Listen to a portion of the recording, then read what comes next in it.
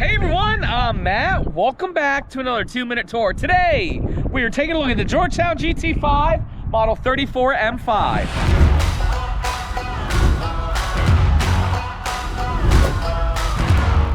Now, the 34 M5 is a nice mid-size Class A. Full body paint is an option, and I love that they did this on this motorhome. What's absolutely amazing about it is that this is a gas motorhome that's giving you a ton of storage. Now, when I open these doors, this doesn't look like a lot, but let me show you. We got storage here, huge storage here,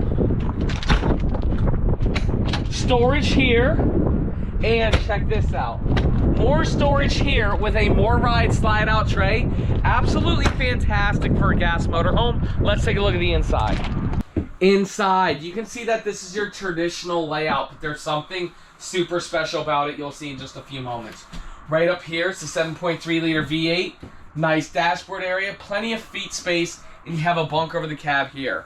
Right over here, we have a very nice kitchen. Nice kitchen countertops, big refrigerator and everything, solid surface countertop. This kitchen's fantastic. Right over here, we do have a dinette. It does drop down to make a bed. And it's a big dinette, oversized dinette.